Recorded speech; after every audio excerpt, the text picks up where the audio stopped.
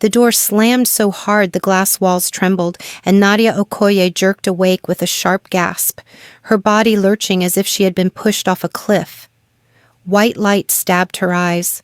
Her head throbbed violently, each heartbeat pounding behind her temples.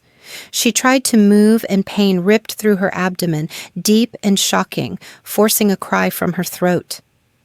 "Wait," she whispered, but no one answered. Silk sheets tangled around her legs. They were cold, impossibly smooth, nothing like the cheap cotton she owned. The room smelled of leather, expensive cologne, and something sterile. Panic crawled up her spine. Nadia pushed herself upright and immediately froze. She was naked. Her borrowed red dress, the one Lucas had insisted she wear because it made her look grown, lay ripped open on the marble floor, the fabric torn as if it had been yanked off her body. Her breath came in short, panicked bursts. She pressed the sheet to her chest, hands shaking violently. "No, no, no, no," she murmured, scanning the room. Floor-to-ceiling windows revealed a city skyline she didn't recognize. Everything was too clean, too perfect. This wasn't her apartment. This wasn't Mira's place. This wasn't anywhere she had ever been. Then she felt it. The dull ache between her thighs. The sharp sting that flared when she shifted. She looked down slowly, dread pooling in her stomach, and saw the faint smear of dried blood against her skin. A sound tore from her chest, half sob, half scream. Memories tried to surface, but they came broken and distorted, like shattered glass. The club, the bass shaking the floor, Lucas laughing too loudly, a man with calm eyes and a polite smile handing her a drink she didn't want but didn't refuse. A voice close to her ear saying something she couldn't remember. Then nothing. Just blackness. Footsteps echoed. Nadia's heart slammed so hard she thought it might burst. She yanked the sheet tighter around herself as the bedroom door opened. A man walked in. He was tall, broad-shouldered, dressed in a perfectly tailored black suit that looked like it cost more than her entire tuition. His dark hair was neatly styled, his movements precise and unhurried. He didn't look surprised to see her awake. He didn't look concerned. He looked bored. Without meeting her eyes, he crossed the room and picked up a thick stack of cash from the nightstand.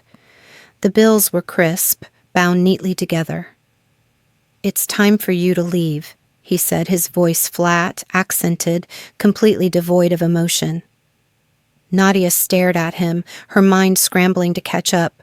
"What?" Her voice cracked. "Where am I? Who are you?" He finally looked at her then. His gaze was cold, assessing, like she was an object he had already finished using.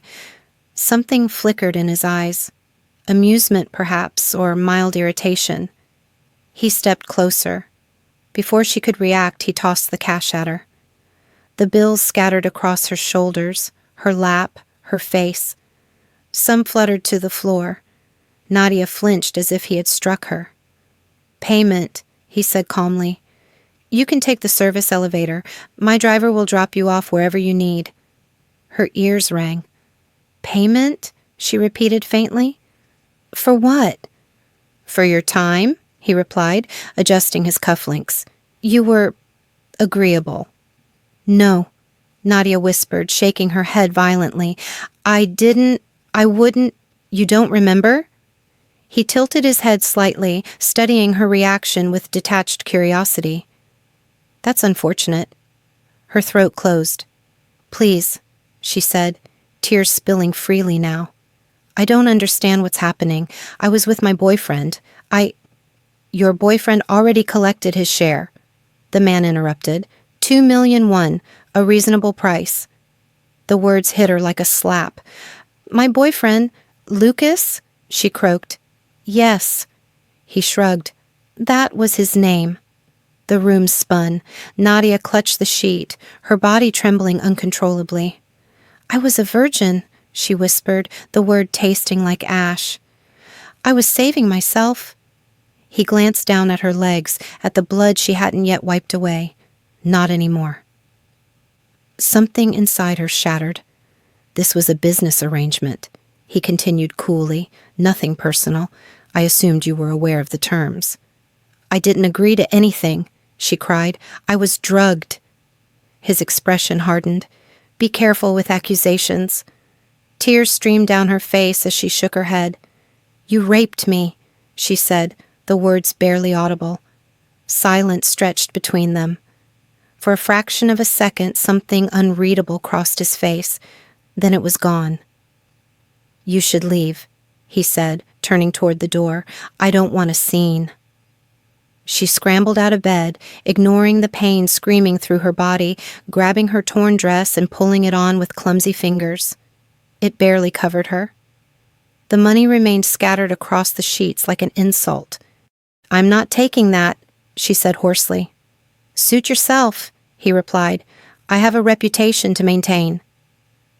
The door closed behind him with a soft click that sounded final, like a coffin lid. Nadia stood there, shaking, surrounded by luxury that felt poisonous. She forced herself to breathe, to move. Each step down the long hallway burned. The service elevator doors slid open to reveal a uniformed security guard who stared straight ahead, refusing to meet her eyes. The ride down felt endless. When the doors finally opened into the underground garage, Nadia ran. Past sleek cars, past shocked staff, out into the cold morning air that felt too bright, too normal, too wrong. She didn't stop running until her legs gave out.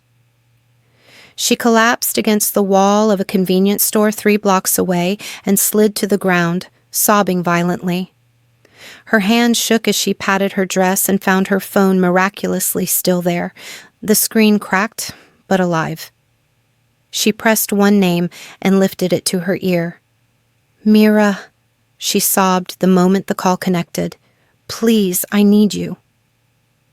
30 minutes later, Mira burst into Nadia's tiny apartment, taking in the torn dress, the blood, the hollow look in her friend's eyes. Her expression shifted from shock to fury. Who did this? Mira demanded, kneeling in front of her. Who touched you? Nadia swallowed hard. I don't know his name, but Lucas sold me. Mira's hands curled into fists. We're going to the hospital, and then we're going to the police. The hospital lights were blinding. Nadia answered questions mechanically, her voice flat as she said the words she never thought she would say. Yes, she was in pain. No, she didn't consent. No, she didn't remember. As they walked down the corridor, surrounded by the antiseptic smell and murmured voices, Nadia felt it before she saw him. That same presence. Her breath hitched as a man in a black suit strode toward them, flanked by bodyguards. His eyes swept the hall and landed on her. Recognition flashed, then irritation. He kept walking as if she were nothing. Mira stopped dead. That's him, she said quietly. Isn't it? Before Nadia could answer, Mira stepped directly into his path. You, she said, her voice sharp enough to cut. You think you can just walk away? The man halted, his gaze icy. Move. You drugged her, Mira spat. You paid for her like she was property. I paid for a service, he replied evenly, and she was compensated. Nadia stood frozen against the wall, her knees weak as the man's eyes flicked to her once more, cold, calculating, dismissive. Security, he said calmly. Remove them. As guards approached, Mira grabbed Nadia's hand and pulled her away, her voice shaking with rage. You're a monster, Mira shouted back. He didn't respond. But as Nadia was led into the examination room, she couldn't shake the feeling that this was far from over. The doctor's voice was gentle, almost painfully so, as if speaking too loudly might break her. Nadia lay on the narrow hospital bed staring at the ceiling tiles, counting the tiny cracks to keep herself from floating away. Mira sat beside her, one hand gripping Nadia's fingers like an anchor. We're going to collect evidence, the doctor said softly, and we'll make sure you get all the care you need. Nadia nodded numbly. The words felt distant, unreal. Evidence, care. None of it could erase what had already been done.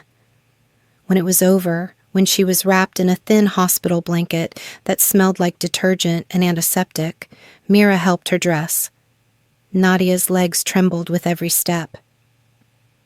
"We're going to report him," Mira said, voice low and fierce, "and Lucas, both of them." Nadia swallowed. "He said it was a business arrangement." Mira scoffed. "Of course he did. Monsters always call it business." They were discharged just before noon. Outside, the city buzzed as if nothing had happened.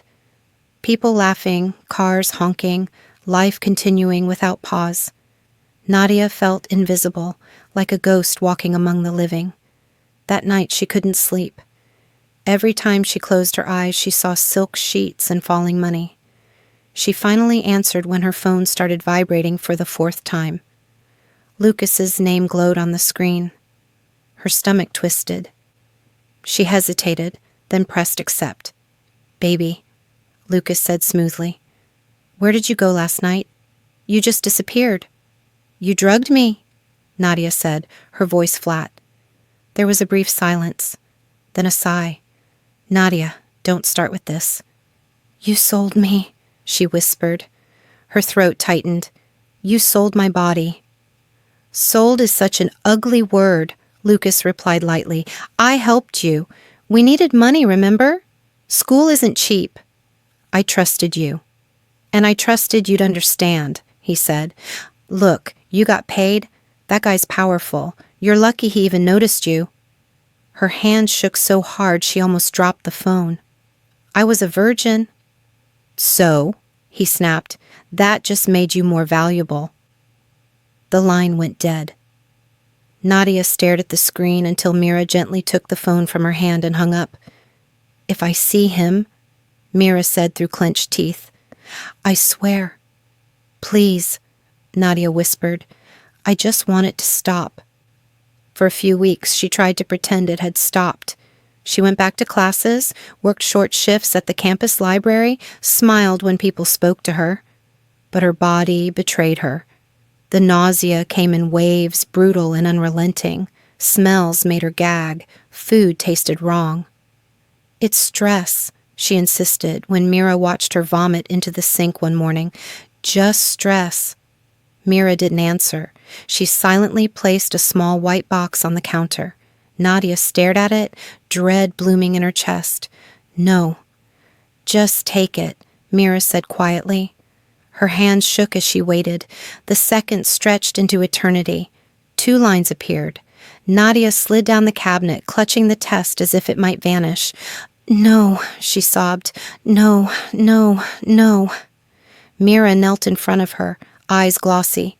"We'll figure this out." "It has to be his," Nadia whispered. "There's no one else." The image of the man in the black suit flashed through her mind. Cold eyes, falling cash. She couldn't breathe. 3 days later, Nadia stood outside a towering glass building that scraped the sky. The name on the front read, Park Global Holdings. She had waited for hours, ignoring security telling her to leave. Finally, the doors slid open. He emerged surrounded by aides and guards, moving like the world bent around him. When he saw her, his expression tightened. "You," he said coolly. "What do you want?" "I'm pregnant," Nadia blurted out, her voice shaking, "with your child." The people around them froze. For a moment, he simply stared. Then he laughed, short, sharp, disbelieving. "That's impossible," he said. "I'm infertile, medically confirmed." "I'm not lying," she cried, fumbling in her bag for the test, the clinic papers. "You're the only one." He stepped closer, his eyes hard. Then he reached into his wallet and tossed cash at her feet. "Find someone else to scam," he said, "and stay away from me." He turned and walked away as the bills scattered around her shoes. Nadia didn't pick them up. That night, she packed a single suitcase. "I can't stay here," she told Mira through tears. "Everywhere I look, I see him. I see Lucas." Mira hugged her tightly. Then we'll leave. Aunt Hannah said you could stay. Baekjin Coast smelled like salt and fresh air. The ocean stretched endlessly, calming in a way Nadia hadn't felt in months. Aunt Hannah welcomed them without questions, handing Nadia an apron and a set of keys to the small studio above her boutique. You rest when you need to, Hannah said warmly. Work when you can. For a while it worked. Nadia folded clothes, helped customers, learned to breathe again. Her belly slowly grew. The nights were quieter, until the bell over the shop door chimed one afternoon. Nadia? A familiar voice drawled. Wow, look at you. Her blood turned to ice. Lucas stood there, eyes dropping to her swollen belly, a slow smile spreading across his face. Get out, she said, barely audible. Relax, he chuckled. I just came to check on you. How did you find me? I have connections, he said smugly. Is it his? Before she could answer, another voice cut in. That's enough. Nadia turned. The man from the penthouse stood in the doorway, flanked by guards. His gaze locked onto Lucas, dark and dangerous. Who are you? Lucas scoffed. Someone you should fear, the man replied calmly. And she's carrying my children. Children, plural. The world tilted as Nadia gripped the counter, her heart racing. The man turned to her, something softer flickering briefly in his eyes. My doctor reviewed your records, he said quietly. You're having twins. Nadia's breath hitched. Twins. I was wrong, he continued, and I intend to make it right. Outside, sirens wailed in the distance as Lucas was led away in handcuffs, shouting threats that dissolved into nothing. Nadia stood frozen, tears streaming down her face as the man who had shattered her life looked at her and said, for the first time, I'm sorry. Nadia didn't answer him. She couldn't. The word sorry felt too small, too late, like trying to bandage a wound that had already scarred over. She backed away instinctively, one hand protecting her stomach as if he might reach for it without permission. I didn't ask you to come here, she said, her voice trembling. You don't get to show up and say sorry like that fixes anything. He nodded once, accepting the blow. You're right. I don't deserve that. Lucas's shouting faded as police cars drove off, the bell over the boutique door still swinging slightly from the chaos. Aunt Hannah stood frozen near the counter, Mira at Nadia's side, both women staring at the man who seemed to fill the room without raising his voice. My name is Yoon Seok Park, he said calmly, turning to Nadia again. I won't stay if you want me gone, but you deserve the truth. Mira crossed her arms. Start talking. He exhaled slowly. I believed you were part of an arrangement. I should have asked questions. I didn't. That failure is mine. His jaw tightened. When you said you were pregnant, I dismissed you because it was easier than facing the possibility that I had done something unforgivable. Nadia's throat burned. You humiliated me, she said. You threw money at me, twice. I know. His voice dropped, and I think about it every day. Silence stretched. The ocean outside crashed rhythmically, a reminder that the world kept moving no matter how broken she felt. I investigated Lucas, Yoon Seok continued.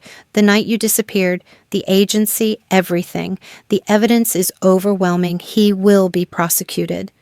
Mira scoffed. Good.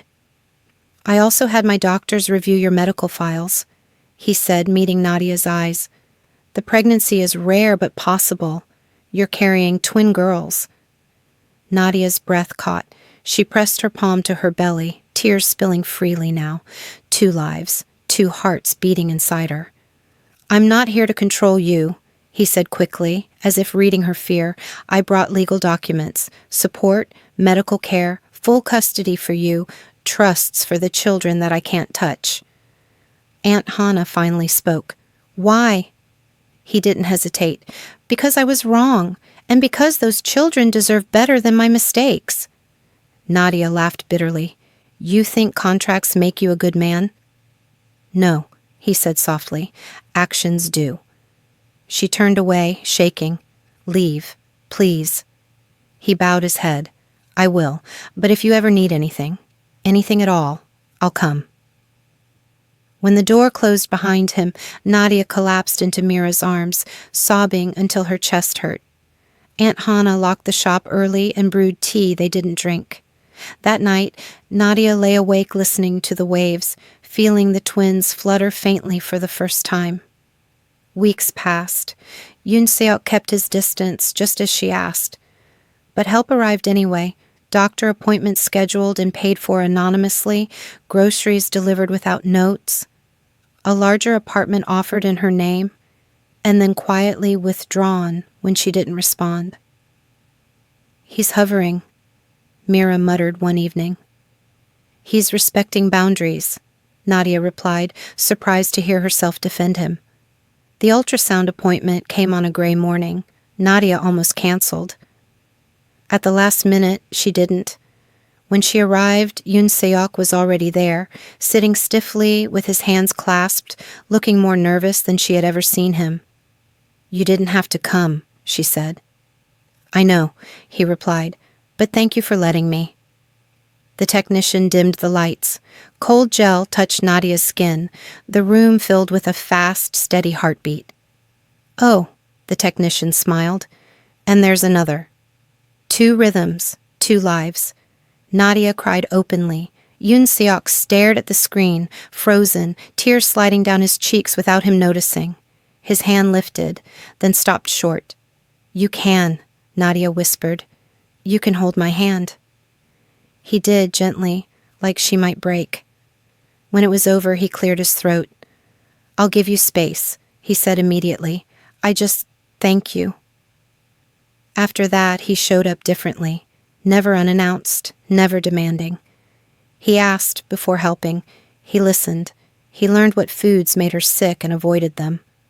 When she called at 2 a.m, panicked because she couldn't stop crying, he arrived with blankets and stayed silent until she spoke. Mira watched him closely. I still don't trust him, she said. I know, Nadia replied. Neither do I, not fully. But trust grew anyway, slowly, like a bruise fading. He painted the nursery the color she liked. He built 2 cribs with meticulous care. He sat on the floor reading parenting books aloud, stumbling over the words and laughing at himself. One night, as he washed dishes, he said quietly, I love you. Nadia froze. Please don't. I'm not asking you to say it back, he said, turning away. I just needed you to know. She asked him to leave. He did. For 3 days, she didn't call. On the 4th, she did. I don't hate you anymore, she said. But I need time. I'll wait, he replied instantly. As long as it takes. The months passed in a blur. Her parents met him over video call, skeptical but softened by the way he listened. Mira stopped glaring and started teasing him. The twins kicked constantly, reminding her that life was growing despite everything. When labor started at 3 a.m, Yoon Seok arrived in 12 minutes. He stayed through every contraction, took every insult she hurled, held her hand until his knuckles went white. Sora was born screaming. Mina followed, quiet and perfect. Nadia wept as the nurse placed them on her chest. Yoon Seok sobbed openly, holding them like miracles. I promise, he whispered, I'll be better. Nadia kissed him then, soft and real. 3 days later, the DNA test confirmed what they already knew. Years passed. The twins grew wild and joyful. Nadia's boutique expanded. Yoon Seok proposed on the beach. She said yes. On quiet evenings, Nadia would watch him with their daughters and think about how healing didn't erase the past, but it did build a future. And for the first time, she felt whole. 3 years later, the house on Baekjin Coast was never quiet. Laughter echoed from room to room, punctuated by the thud of tiny feet racing down hallways and the constant argument over who got to choose the cartoon on television. Nadia stood at the kitchen counter, pretending to focus on chopping vegetables while Sora and Mina chased each other in dizzying circles behind her. "Daddy!" Sora yelled suddenly. "She touched my crayons!" Mina spun around defensively. "You said I could use the blue one." "I said after me." Before the argument could escalate into tears, Yoon Seok stepped in, crouching down between them with theatrical seriousness. "Ladies," he said, holding up his hands, "this is a negotiation, not a war." Both girls crossed their arms, mimicking him perfectly. Sora huffed, "She always takes my stuff." Mina frowned, "Because she's slow." Yoon Seok pressed his lips together, clearly fighting a smile. "All right," he said, "we will solve this like civilized people. Sora gets the blue crayon now. Mina gets to choose the bedtime story tonight." Mina's eyes lit up. "The long one?" "The very long one," he confirmed solemnly. She beamed. Sora groaned, but accepted the crayon, and just like that, peace was restored. Nadia watched from the kitchen, her chest tightening with a feeling she still hadn't fully learned how to name. There had been a time when she couldn't imagine this man in her home, couldn't imagine trusting him with anything fragile. Now he was negotiating crayon treaties and braiding hair with surprising skill. "You're staring," he said later, slipping his arms around her waist from behind as she plated dinner. She leaned into him. "I still can't believe this is my life sometimes." He kissed the side of her head. "Good or bad?" "Good," she said softly. "Terrifyingly good." Dinner was loud and chaotic. Mina refused to eat vegetables unless they were shaped like animals. Sora asked 1,000 questions about sharks. Yoon Seok patiently answered every single one, even when the questions made absolutely no sense. After baths and bedtime stories, yes, the very long one, Nadia stood in the doorway, watching him tuck the twins in. He brushed a kiss over each forehead, murmuring promises of tomorrow adventures and ice cream rewards. "I love you," Sora mumbled sleepily. He froze for a fraction of a second, then smiled. "I love you more." Mina echoed it a moment later, already half asleep. When the door closed, Yoon Seok leaned back against the wall, exhaling slowly, like the weight of the day had finally settled. "They do that to me every time," he admitted quietly. "It still knocks the air out of my lungs." Nadia stepped closer, resting her forehead against his chest. "You never get used to it." "I hope I never do." They sat on the couch together in the dim living room, the house finally quiet except for the distant sound of waves. Yoon Seok reached for her hand, lacing their fingers together, a habit that had become as natural as breathing. "Do you ever regret staying?" he asked suddenly. She looked up at him. "Staying where?" "With me," he said, voice low, "after everything." Nadia was quiet for a long moment. Then she shook her head. "I regret what happened to me," she said honestly. "I regret that night. I regret the pain. But I don't regret the life I built afterward." He swallowed. "I regret who I was." "I know," she said gently. "And I see who you are now." He turned to her fully, eyes searching her face like he was still afraid this could disappear. "I will spend my entire life earning this," he said, "earning you." She smiled sadly. "You already are." That night, after he fell asleep beside her, Nadia lay awake listening to the steady rhythm of his breathing. Her mind drifted back, as it sometimes still did, to the girl she used to be. The girl who had trusted too easily. The girl who woke up in silk sheets, with no memory and too much pain. Healing hadn't erased her scars. It had taught her how to live with them. The next morning, the past knocked on the door in the form of a letter. It was plain, official, stamped with government seals. Nadia's hands trembled slightly as she opened it at the kitchen table while the twins ate cereal noisily. It was confirmation. Lucas had been sentenced. Trafficking, assault, conspiracy. A long list of charges that ended with a number that made her breath catch. 20 years. Yoon Seok noticed her expression immediately. "What is it?" She handed him the letter without a word. He read it slowly, jaw tightening. When he looked up, his eyes were dark. "Are you okay?" She considered the question, really considered it. Then she nodded. I think this is closure." He reached for her hand. "If you ever want to talk about it, I know," she said. "Thank you." That evening, they walked down to the beach with the twins, letting them run wild near the shoreline. Sora squealed every time a wave chased her feet. Mina collected shells with intense concentration. Nadia watched the sunset paint the sky in soft pinks and golds, her daughters laughing, her husband standing beside her, steady and present. This, she thought, is what survival looks like. Years later, when Sora and Mina were old enough to ask hard questions, Nadia told them the truth, not all at once, not in detail, but honestly. She taught them about boundaries, about choice, about strength. "You come from love," she told them, and resilience. Yoon Seok listened from the doorway, pride and humility warring in his chest. On the night of their 5th anniversary, he took her back to the beach where he had proposed. There were no grand gestures this time, no audience. "I don't need to promise forever," he said quietly. "I'm already living it." Nadia smiled, resting her head against his shoulder as the waves whispered around them.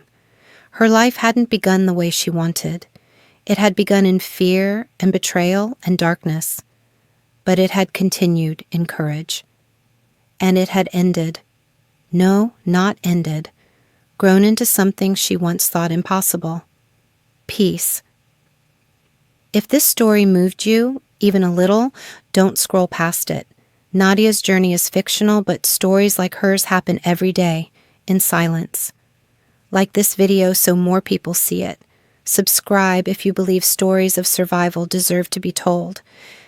And tell me in the comments, do you believe redemption is earned or given too easily? Your voice matters here.